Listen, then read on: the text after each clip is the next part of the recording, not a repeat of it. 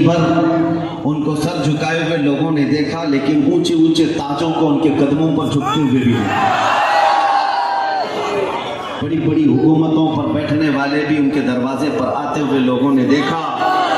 मेरे अजीजों, ये बात किस लिए है? आज मेरी भी ये इज्जत आपके इस शहर में सदका है उन्हीं औलिया कामिलीन का। और मुझे तो आज देख रहे हैं, बरसों तो आपकी आंखें मुफ्ती आजम को देखी हुई। मुफ्ती आजम राजस्थान को आपकी आंखों ने देखा है। एक सादा सिफत इंसान, सादे कपड़े पहनने वाला, न कोई बहुत ज्यादा उसके एहतमामात हैं, लेकिन उसके बावजूद देखा दुनिया घूमती हुई काबे के पास जिस तरह आती है, दुनियावी दौलत जिस तरह से आती है, हुकूमत के ओहदेदारान वहां क्यों चले आते थे। इसलिए नौजवानों, मैं तुम्हें मैसेज देना चाहता हूं, तुम कहां कहां किसके कदमों में इज्जत ढूंढने निकले। तुम किसको आइडियल बना करके इज्जत के और अपने आप के स्टेटस को बढ़ाने की कोशिश करते रह गए, अपने आप को बदल लिया, फिर भी वो इज्जत नहीं मिली। एक मर्दे कलंदर, एक मर्दे दुर्वेश अपना वतन छोड़कर जोधपुर में आकर बैठ गया। पूरा राजस्थान उसका, नगर नगर उसका, और हर गली गली उसकी गर्विदा हो गई। क्यों? उसके लिए सिर्फ इतनी बात मैं अर्ज करता हूं, आज मैंने भी देखा हिंदुस्तान के चप्पे चप्पे जाकर और गली गली जाकर, हर बच्चे को देखते ही मैंने देखा है। 8 साल का बच्चा भी मुझे देखता है तो सबसे पहले पुकारता है, लब्बैक या रसूल अल्लाह। ये मेरा नारा मत लगाओ, लेकिन रसूल पाक सल्लल्लाहु अलैहि वसल्लम का नारा लगा। ये जज्बा, लब्बैक या रसूल अल्लाह। अज़ीज़ान निगरान वक़ार, तवज्जो, अपना ज्यादा वक्त शोर में नहीं गुजारेंगे।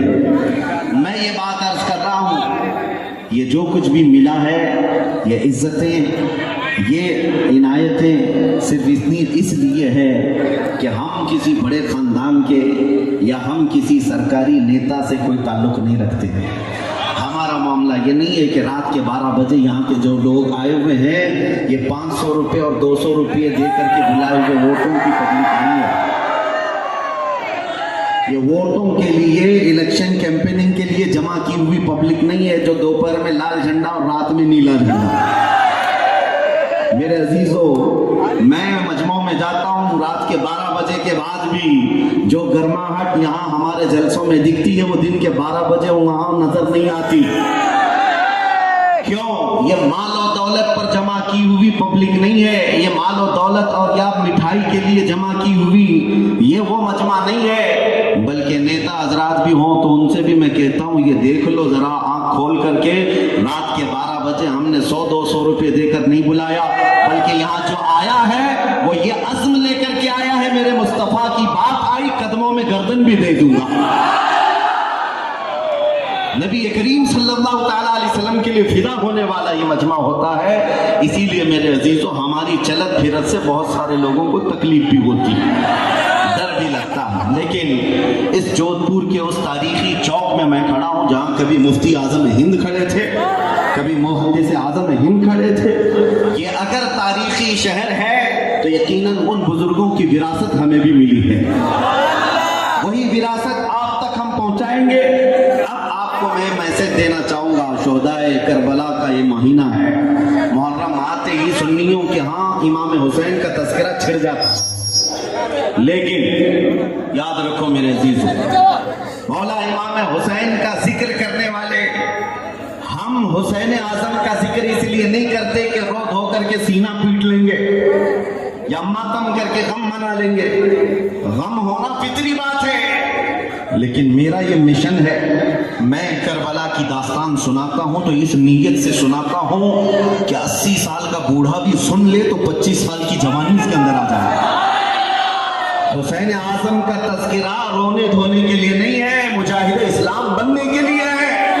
हर साल हम मुहर्रम की तारीखों में ये तज़किरे करबला की इसलिए सुनाते हैं, मुसलमानों अपने दिलों से खौफ निकालो। आज के दरिंदे अगर कुत्तों की तरह भौंकते हुए मोहल्लों में कहीं नजर आ जाएं, और अगर चाकू छुरी तलवार से किसी को डराने की बात करे, तो ऐसा सुन्नियों, उनसे ये कहना तुम तो आज के कीड़े मकोड़े हो, 1400 साल से हम करबला सुनते आ रहे हैं। हम 1400 साल से हमारे माँ बाप से, हमारे उलमा से हमारा तो ये शीवा है, गर्दन भी अगर तलवार के नीचे आ जाए तो हम अल्लाह अकबर ही पुकारेंगे। No compromise.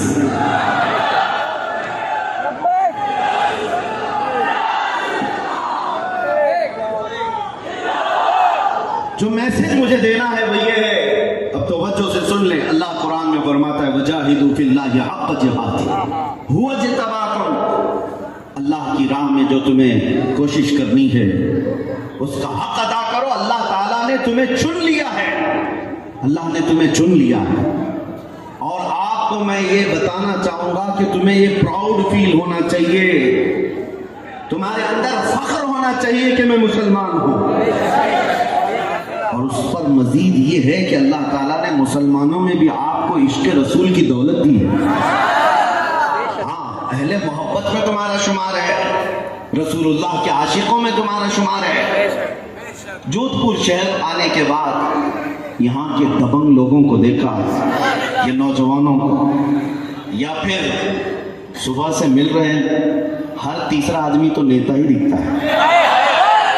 लेकिन ये बतौर तफरीह में कह रहा हूँ, नेता बनो, खुशी से बनो, कोई मसला नहीं है। हर तीसरा क्या हर दूसरा बन जाए। लेकिन मेरे अजीजों, जिसके लिए अल्लाह तबारक व तआला ने कोई भी जरा बराबर भी सुरखुरी दुनिया में अता की है, जो मकाम दिया है, उसका सबसे पहला काम ये होना चाहिए, मैं हर चीज़ को कंप्रोमाइज़ कर लूँगा, मेरे नबी के नाम पर कोई कंप्रोमाइज़ नहीं करूँगा। मुझे ये बात इसलिए कहनी पड़ी कि कुछ लोगों को ये तकलीफ भी हो जाती है और डर जाते हैं। लब्बैक का नारा लगता है तो सहम जाते हैं। प्रशासन की निगाहें हमारी तरफ होंगी, लोगों को ऐसा लगने लगेगा कि ये कौन सी जमात आ गई, ये पड़ोस मुल्क का नारा है। नहीं मेरे अजीज़ों, मेरे मुस्तफ़ा किसी पाकिस्तान के ही नहीं हैं। नबी करीम सल्लल्लाहु तआला अलैहि वसल्लम का नाम पूरी कायनात के लिए आबरू है। मेरे रसूल पाक सल्लल्लाहु अलैहि वसल्लम की मुताल्लिक इकबाल ये कहता है, हम सब की इज्जत व आबरू मुस्तफ़ा के नाम से वाबस्ता है। डर और खौफ के साथ हुजूर की बात करने में कभी इस तरह झिझकना नहीं चाहिए। बरेली के इमाम आला हज़रत फ़ाज़िल बरेलवी क्या फरमाते हैं, सुनो, खौफ ना रख रज़ा ज़रा, तू तो है अब्दे मुस्तफ़ा।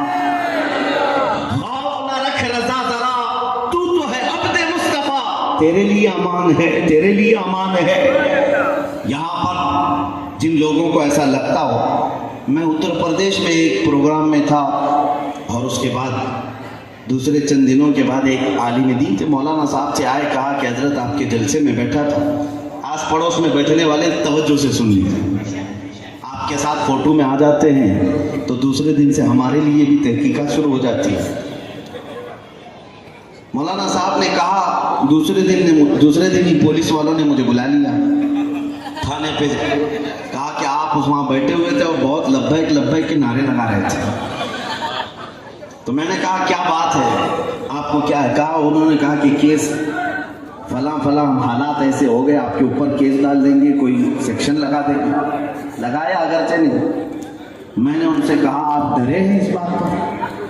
डरे हुए हैं मेरे अजीज भाई। मैं उनसे कहा, फख्र करो, दुनिया चोरी करके थाने जाती है, तुम रसूलुल्लाह का नाम लेकर थाने पहुंचे हो,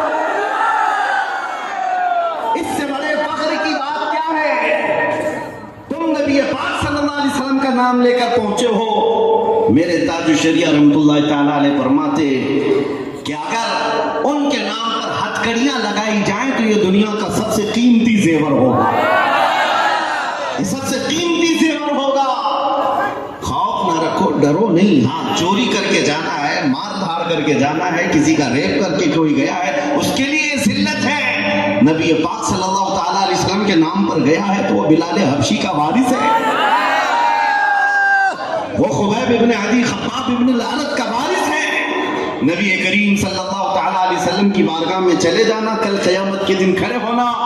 अगर दुनिया ने पकड़ करके तुम्हें जुर्मों की सजा दी थी, यहाँ पर बारगाह मुस्तफा में तो सबको पहुंचना है क़यामत के दिन। अर्ज करना, या रसूल अल्लाह, दुनिया में मुझे आपका नाम लेने की वजह से हथकड़ियां लगाई गई या मारा पीटा गया है। मेरा यकीन ये कहता है उस दिन अगर हुजूर के बाजू खुल गए तो उससे बेहतर पनाह तुम्हारे लिए क्या हो सकता है?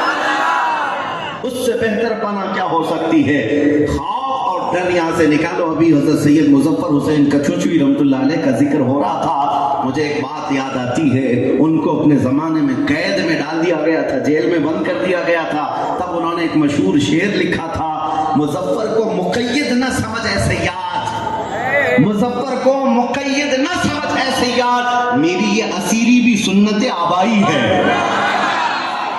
हमारा कैद होना भी हमारे बुजुर्गों की सुन्नत है। इसलिए मैं जहां जाता हूं नौजवानों के दिलों से मैं खौफ निकालना चाहता हूं, बेखौफ होकर जियो। एक सवाल आपसे करता हूं, दिल पर हाथ रख करके बताना, तुम जिस खुदा की इबादत करते हो वो खुदा सच्चा है या नहीं? तुम्हारा रसूल सच्चा है या नहीं? अल्लाह की किताब कुरान सच्ची है या नहीं? मेरा दीन इस्लाम सच्चा है या नहीं? जब तुम्हारा यकीन इतना है, खुदा सच्चा है, रसूल सच्चा है, कुरान सच्चा है और इस्लाम सच्चा है, जिसका सब कुछ सच्चा है, उसे मुजरिमों की तरह नहीं जीना है, सर झुकाकर नहीं सर उठाकर जीना। डरे वो जिसकी वाबस्तगी किसी मुजरिम कौम से है। तुम्हारा ताल्लुक मुजरिम कौम से नहीं। आज हमारे अंदर डर किस लिए आया है पता है? ये दज्जाली मीडिया, जो ठगी मीडिया है, इनको सुन सुन करके ये रोज सुबह से शाम तक 100 मरतबा आतंकवादी की तस्वीर पढ़ते रहते हैं, और दाढ़ी वाले टोपी वाले सबको दिखा दिखा कर खौफ डालना चाहते हैं तुम्हारे दिलों में, और तुम ये महसूस करने लग जाओ कि कहीं ऐसा तो नहीं है जितने बोल रहे हैं ऐसे तो नहीं हमारी जमात में। इनके भौंकने से कोई शेर जो है कुत्ता नहीं बनता। एक बात याद रखो, तुम्हारी निस्बत मुस्तफा करीम सल्लल्लाहु ताला अलैहि वसल्लम से है, उनकी तरफ तवज्जो न करना। मैं एक बात आपसे पूछता हूँ, अकल का इस्तेमाल करो मेरे अजीज, अकल का इस्तेमाल करो। इस मुल्क में हमारी तादाद 14% जो कानूनी एतबार से, ऑफिशियल एतबार से बताई जाती है, कितनी? 14%। और फिर इनके हालात के लिए जो सचर कमेटी, श्री कृष्णा रिपोर्ट, ये सब जो जजेस हैं, इनको लगा करके 5-5, 10-10 साल सर्वे करवाया गया, मुसलमानों के हालात क्या है। उन्होंने रिपोर्ट में लिखा है कि मुसलमानों के हालात दलित समाज से भी ज्यादा गए गुजरे, ये बहुत बैकवर्ड है। इनके यहाँ एजुकेशन नहीं है, इनके यहाँ अखलाक नहीं है, इनके यहाँ सफाई नहीं है, इनके यहाँ मालदारी नहीं है, ज्यादा डिपार्टमेंट में इनके ओहदे नहीं है, ये लोग ज्यादा तौर पर न फौज में हैं न पढ़े लिखे हुए हैं, ये सब रिपोर्ट में लिखा हुआ है।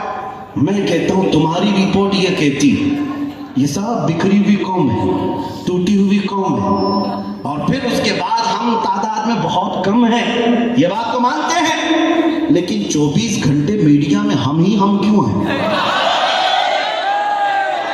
मियां, जो टूटी हुई कौम है, बिखरी हुई कौम है, जो बैकवर्ड है, हर मीडिया में ऐसा है कि हमारा नाम लिए बगैर तो दुकान भी नहीं चलती, बल्कि इलेक्शन के मुद्दों में हॉट मुद्दा भी तो हम ही बनते हैं।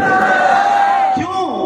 मैं आपको ये कोई लतीफा नहीं सुना रहा हूं, अकल का इस्तेमाल करो। जो छोटी कौम जिसको ये बार बार कहते हैं बैकवर्ड है, बैकवर्ड है, बैकवर्ड है, मैं पूछता हूं फिर ये हम क्यों जीनत बनते हैं? सारे मुद्दे तुम्हारे यहाँ, पहले तो न्यूज में कभी कभी दिखा दिया जाता, गाड़ी पलट गई, कहीं आग लग गई, कहीं चोरी हो गई, लेकिन अब सारे न्यूज में सिर्फ दाढ़ी ही दिखती है, टोपी ही दिखती है, बुर्का ही है, मस्जिद की मीनार है, मिंबर है, यही सारी चीजें क्यों है? ये मैं आपको बताना चाहता हूं। तुमको अब से अपनी वैल्यू मालूम नहीं है, लेकिन कुत्ते भौंक भौंक करके बताते हैं कि ए बंदे, तू गटर नाली और सड़क चौक पर खड़े होने वाला नहीं है। हम तुम्हारी हैसियत बताते हैं कि तुम मोहम्मद अरबी के शेर हो।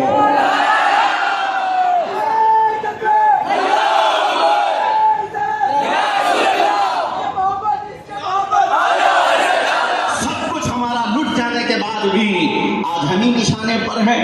ये सिर्फ हमारे मुल्क की बात नहीं, वक्त की सुपर पावर ताकतें भी सिर्फ दाढ़ी वालों को ही टारगेट कर रही हैं। क्यों?